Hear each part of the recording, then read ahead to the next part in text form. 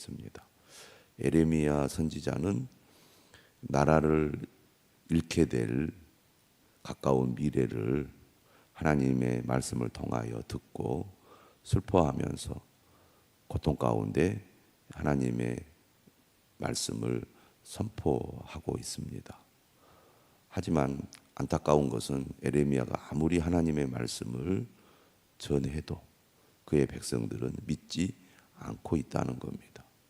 오히려 에레미야에 대해서 부정적인 감정을 넘어서서 그를 죽이려 들고 있습니다. 나아가 에레미야가 전하는 하나님의 말씀을 조롱하고 비난하기까지 하고 있다는 거죠. 어제 말씀에서도 에레미야가 두들겨 맞고 감금당하는 일이 기록되어 있습니다. 오늘도 그 연장선상에서 고통 가운데 괴로워하는 에레미야를 보게 됩니다.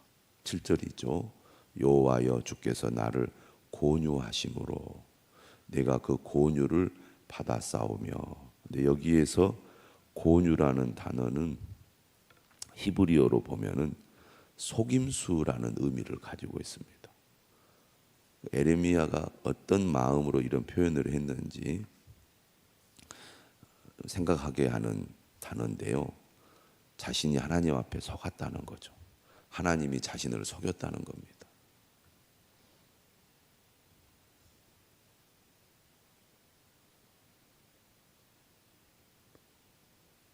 그런 하나님을 따르는 길이 능력 있는 삶이라고 생각했을지 모릅니다. 왜냐하면 언약의 하나님께서 이스라엘 백성들과 언약을 맺으시고 이스라엘 백성들을 다스리시는데 그 이스라엘 백성들을 다스리시는 만군의 여호와께서 에레미야를 택하셔서 선지자로 세웠으니까 자신의 삶도 자신이 전하는 말도 능력이 있고 또 사람들이 다 하나님의 말씀을 전하니까 굴복할 거라고 기대했을지 모릅니다. 그런데 현실은 전혀 딴판이잖아요. 오히려 에레미야를 조롱하고 에레미야를 괴롭히니까 아, 내가 하나님께 속았구나 이런 생각을 하지 않겠습니까? 우리가 쉽게 얘기해서 하나님 믿으면 복을 받는다, 하나님 믿으면 잘 된다, 이렇게 알고 믿고 하나님을 따랐는데 하나님을 따르는 길이 고난의 길이고 오히려 세상적으로 보면 실패의 길이라고 생각하면 얼마나 하나님이 원망스럽고 하나님이 나를 속이셨구나 그런 생각을 하겠습니까? 사도 바울을 보아도 어떻습니까?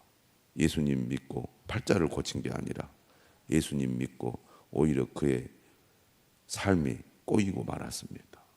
실패자가 된 거죠. 온갖 고난, 죽음의 위기를 수없이 넘겨야 했습니다. 그가 가지고 있는 모든 좋은 조건들을 다 잃어버리고 말았잖아요. 이런 표현을 할 만한 것 같습니다. 그런데요, 그가 이렇게 얘기해요. 에레미야가 주께서 나보다 강하사 이기셨으므로 하나님이 그를 붙들어 세워서 그를 선지자로 보내셨는데 자신이 아무리 하나님을 거역하고 하나님을 떠나려고 해도 하나님이 그를 강하게 붙잡으니까 하나님의 말씀에 순종하지 않을 수가 없었던 겁니다. 선지자의 사명을 감당하지 않을 수 없게끔 하나님께서 그를 강하게 붙드신 겁니다. 그래서 그가 이렇게 얘기하는 거예요. 주께서 나보다 강하사 이기셨으므로 내가 조롱거리가 되니 사람마다 종일토록 나를 조롱하나이다. 하나님께 붙잡혀서 그가 말씀을 전하지 않을 수 없게 되었어요. 그런데 그것 때문에 그가 조롱을 당합니다. 사람마다 종일토록 에레미야를 조롱하고 있습니다. 내가 말할 때마다 외치며 파멸과 멸망을 선포하므로, 그가 전하는 하나님의 말씀은 파멸과 멸망이죠. 그러니까 사람들이 좋아할 리가 없습니다. 그래서 그가 이렇게 얘기하죠. 여호와의 말씀으로 말미암아 내가 종일토록 치욕과 모욕거리가 됨이니이다. 오늘 종일토록이란 말을 2번이나 쓰고 있습니다. 사람들은 편하고 쉬운 것을 좋아합니다. 어느 누가 힘들고 고통을 겪는 것을 좋아하겠습니까? 편하고 쉬운 길, 이게 인간의 본성이죠. 예수님을 믿어도 편하고 쉽게 믿고 싶어 합니다. 예수님을 믿으면 고난을 당할 것입니다. 예수님을 잘 믿을수록 고난이 클 것입니다. 예수님을 믿는 것은 곧 예수님처럼 고난을 당하다가 십자가에 죽는 것입니다.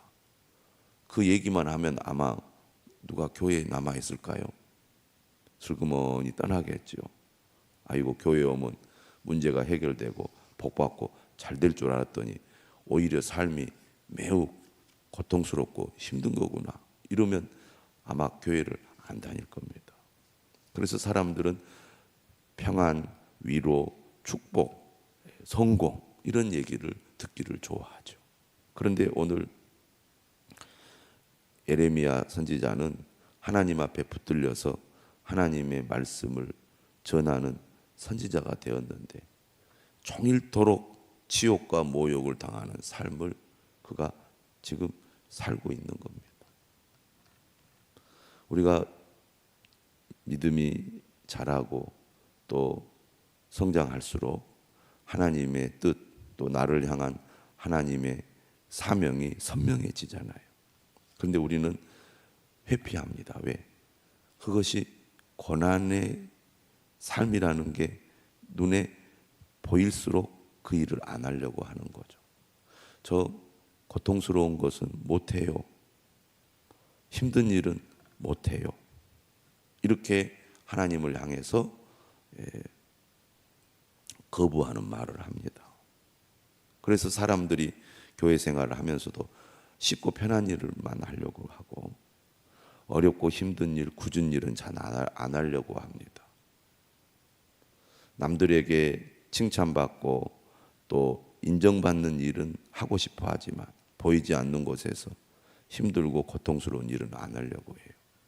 그러니 세상 밖으로 나가서 복음을 전하고, 그래서 세상 사람들로부터 조롱과 비난을 받는 일은 더더욱 하기 싫겠죠. 그런데 오늘 우리가 말씀을 보면 믿는 길은 반드시 고난의 길이고 또 주님을 진정으로 따르는 주님의 제자라면 반드시 고난의 길을 가야 맞거든요. 로마서에서도 뭐라고 말합니까?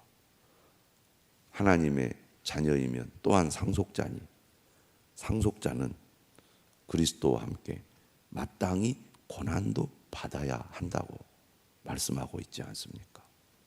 그런데 우리는 얼마나 고난을 기꺼이 받아들이고 있습니까? 고난의 길을 얼마나 가고 있습니까? 굳은 일, 힘든 일, 심지어 비난받고 조롱받는 일을 얼마나 기꺼이 하고 있습니까? 나 상처받으니까 그런 일 못해요. 대부분 그렇게 말합니다. 어떤 분들은 주님의 일을 하다가 사람 때문에 상처받고 충격을 받아서 정신적으로 고통을 겪고 병원에 가고 약을 먹고 이런 분들도 있습니다. 목회자들을 보면은 상처받아가지고 병에 들어서 쓰러지기도 하고 정신적으로 충격을 받아서 실어증이 걸리기도 하고 구안화사 이런 입이 이렇게 뒤틀려가지고 말도 제대로 못하는 이런 고통을 겪는 분들도 주변에 있습니다. 그런데도 주님이 그를 붙드시니까 또 병을 치료하고 또 주의 일을 하고 그렇게 하거든요. 우리가 정말 주님을 진실로 믿는다면 고난의 길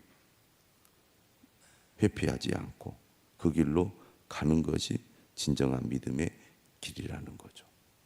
남들이 싫어하고 남들이 하지 않으려는 일을 주님이 우리를 세우셔서 부탁하셨기 때문에 순종하는 것이 믿음의 길이다. 순종하는 것이 결코 쉽지 않죠. 그래서 사람들은 순종하려다가 힘들면 중단을 합니다. 그러나 진정한 믿음의 사람은 끝까지 순종하는 거죠. 하나님의 말씀을 따라 순종했다가 불순종했다가 또 순종했다가 불순종했다가 이렇게 한다는 것은 아직도 믿음이 어린아이 상태라는 겁니다. 하나님께서 우리에게 명령하신 것을 순종하는 삶, 이것이 진정한 믿음의 길입니다. 그것은 교회 생활도 마찬가지고 가정 생활도 마찬가지고 우리가 사회 생활도 마찬가지입니다. 예레미야는 지금 하나님의 말씀을 전하다가 종일토록 지옥과 모욕을 당하게 되자 어떻게 합니까? 9절에 그가 이렇게 결심을 하죠. 내가 다시는 여호와를 선포하지 아니하며 그의 이름으로 말하지 아니하리라. 그러지 않겠습니까? 종일토록 지옥과 모욕거리가 되는데 어떻게 말씀을 전하는 일을 계속하겠습니까? 그런데 그 다음이 중요해요. 그렇게 마음으로 결심을 하면 나의 마음이 불붙는 것 같아서 골수에 사무치니 답답하여 견딜 수 없나이다. 말씀을 전하면 지옥과 모욕을 당하는데 말씀을 전하지 않으면 마음이 불붙는 것 같아서 골수에 사무쳐 답답하여 견딜 수가 없다는 겁니다. 그러니까 말씀을 또 전하는 겁니다. 그러니까 우리가 고난 가운데서도 하나님의 말씀에 순종하려면 내 힘으로 되는 게 아닙니다. 하나님 앞에 붙들려야 됩니다. 성령에 사로잡혀서 성령의 지배를 받아야 가능한 겁니다. 우리가 사도행전 말씀을 주일 오후에 함께 나누고 있는데 베드로가 그랬고요. 그리고 스데반이 그랬습니다. 여러분, 아이고 힘들어요. 너무 어려워요. 내 힘으로 하면은 다 넘어집니다. 육신대로 살면 반드시 죽는다 그랬어요. 육신의 생각은 사망이라 그랬습니다. 영의 생각은 생명과 평안입니다. 내 힘으로 안 되는 거예요. 내 힘으로 하려고 하니까 넘어지고 또 넘어집니다. 내 힘으로 하려고 하니까 순종이 안 되는 거예요. 내 힘으로 하려고 하니까 고난 가운데서도 주님의 말씀을 따라 살아가기가 어려운 겁니다. 다 그렇게 하고 싶지요. 사도 바울이 말했잖아요. 내 속 마음이 한편으로는 하나님의 율법을 즐거워하여 그 말씀대로 살려고 하는데 또 한편으로는 죄의 법이 나를 사로잡아서 끌고 간다고. 아, 그래, 내가 하나님 말씀대로 해야지. 아니야, 지금 내가 형편이 어렵고 내 삶이 어려운데 어떡해. 이것이 내 마음속에서 갈등을 하고 있는데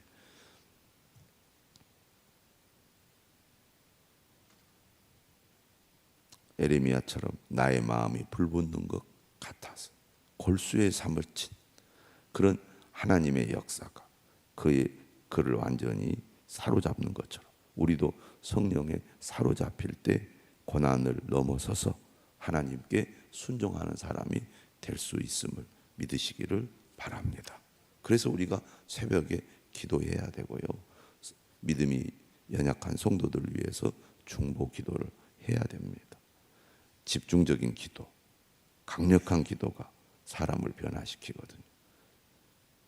어느 교회가 좋은 교회고 능력 있는 교회냐? 고통 가운데 있는 성도들을 위해서 모든 성도들이 한 마음으로 기도할 때 그 교회가 능력이 있습니다. 우리가 지난 주일 영상에서도 봤잖아요. 한 사람이 습으로 쓰러져 심정지가 되었을 때 수많은 사람들이 집중하여 기도함으로 소생하는 그런 기적이 일어나지 않았습니까? 중보기도가 그만큼 중요한 거죠. 강력한 기도. 10절입니다. 나는 무리의 비방과 사방이 두려워함을 들었나이다. 사방이 두려워한다는 게 뭐냐면요, 어제 말씀에 에레미야가 바스울이라는 사람에게 하나님의 말씀을 전하면서 그의 이름을 마골 미사빔이라 이렇게 불렀잖아요. 근데 그 마골 미사빔이라는 그 이 이름의 뜻이 뭐냐면 사방으로 두려움이라는 뜻입니다. 나를 감금하고 나를 때려 너는 사방으로 두려움이 될 거다라고 마골 미사빔이란 이름을 지어줬는데, 오히려 지금 마골 미사빔이라는 비난을 누가 받아요? 에레미야가 받고 있습니다. 네가 마골 미사빔이다 이렇게 얘기하는 겁니다. 그들이 이르기를 고소하라 우리도 고소하리라 하오며 내 친한 벗도 다 내가 실족하기를 기다리며. 에레미야 저놈이 언제 넘어지는가 보자. 친한 벗들도 그가 실족하기를 기다릴 정도로 에레미야는 주변에 아무도 없습니다. 다 그를 떠났어요. 왜? 계속 파멸과 멸망을 선포하는 말을 하니까 다 에레미야에게 등을 돌린 겁니다.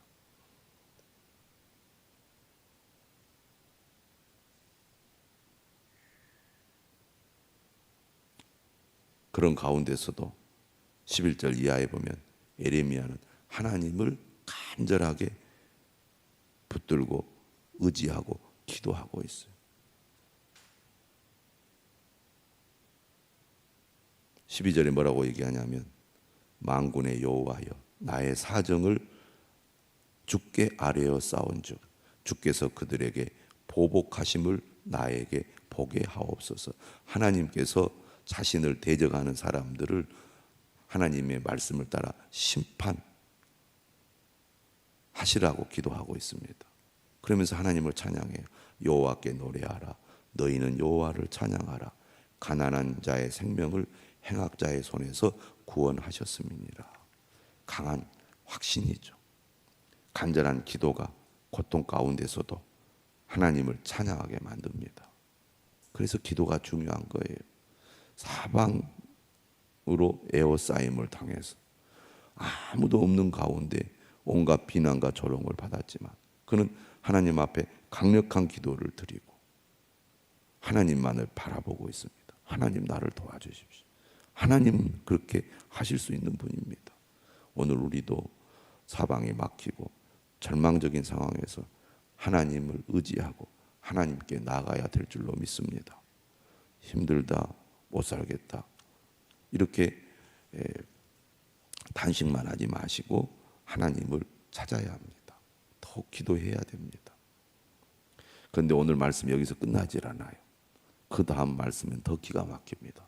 이렇게 고난 가운데서도 하나님께 붙들려서 말씀을 전하고 사람들로부터 온갖 박해를 받으면서도 하나님께 간절히 기도한 에레미야가 어떻게 이런 얘기를 할 수 있을까 하는 말을 14절 이하에서 합니다.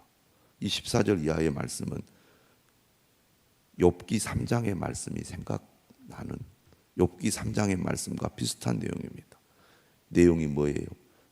자신이 태어난 것을 저주하는 기도예요. 정말 끝장을 보는 그 고백이에요. 내가 태어난 것이 저주스럽다는 겁니다. 내가 태어나지 않았더라면 내가 이런 고통을 겪지 않았을 텐데. 여러분 그렇잖아요. 너무 힘들고 고통스러우면 내가 왜 태어났나? 부모님은 왜 나를 낳았나? 차라리 내가 태어나지 않았으면 좋았을 것을. 이렇게까지 지금 에레미야는 자신의 출생을 저주하고 있습니다. 그래서 내 생일이 저주를 받았다면 나의 어머니가 나를 낳던 날이 복이 없었더라면.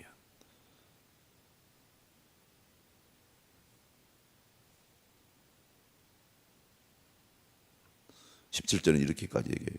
이는 그가 나를 태에서 죽이지 아니하셨으며 나의 어머니를 내 무덤이 되게 하지 아니하셨으며 그의 배가 부른 채로 항상 잊지 않게 하신 까닭이로다. 어찌하여 내가 태에서 나와서 고생과 슬픔을 보며 나의 나를 부끄러움으로 보내는고 하니라. 얼마나 고통스러우면 자신이 이 땅에 태어난 것이, 부모가 나를 낳은 것이 오히려 저주다라고 말합니다. 완전히 절망하고 있어요. 절망의 깊은 심연에 들어가 있습니다. 다시 말하면 에레미야는 어둠의 밤을 보내고 있는 겁니다. 이것이 오늘 본문의 끝이에요. 우리가 주님을 열심히 섬기는 가운데 이렇게 깊은 심연에 들어가는 어둠의 밤을 경험할 수 있습니다. 믿음이 좋은 사람도, 주님을 열심히 섬기는 사람도 이런 어둠의 밤을 지낼 때가 있다는 얘기죠. 그런데요, 20장 이후에서 에레미야는 이러한 탄식을 전혀 하지 않습니다. 그는 끝까지 사명을 감당해요. 그러니까 어둠의 밤을 그가 보낼 때에도 하나님의 보호 아래 있었고, 하나님을 떠나지 않고 그가 의지했기 때문에 자신의 생일을 저주하면서도 하나님의 보호하심을 받는 거죠. 정말 하나님이 원망스럽고 내가 태어난 것이 원망스러울 정도로 현재의 삶이 고통스럽고 견디기 힘들어도 하나님의 날개 아래 거해야 합니다. 하나님 안에 거해야 된다는 거예요. 그러면 그 어두운 밤을 통과하게 도와주실 것입니다. 아무리 믿음이 좋은 사람도 이런 고난 가운데서 캄캄한 어둠에 처할 때가 있습니다. 그래서 이렇게 탄식할 때가 있죠. 그러나 하나님은 이런 에레미야를 내버려 두지 않습니다. 말씀을 보면은요, 에레미야를 하나님이 책망한다거나 에레미야가 다시 내가 마음을 다잡고 주님 새로운 마음으로 열심히 하겠습니다, 결단하거나 그런 내용도 없습니다. 어두운 밤에 깊이 절망하는 에레미야의 탄식만 있을 뿐이에요. 그러나 이후의 말씀을 보면 에레미야는 다시 하나님의 말씀을 담대히, 그것도 끝까지 감당하는 것을 볼 수 있습니다. 우리 모두 이런 어두운 밤을 지나갈 때가 있죠. 그러나 하나님은 우리를 그 가운데서도 지켜주실 것입니다. 어두운 밤 가운데 깜깜하여 아무것도 보이지 않는 그 순간에도 하나님은 우리를 지켜보고 계시고 우리를 인도하고 계심을 믿으시기를 바랍니다. 하나님이 함께 하시면 반드시 하나님의 도우심을 받을 수 있습니다. 우리 모두 그러한 하나님을 의지할 수 있기를 주님의 이름으로 축원합니다. 기도하겠습니다.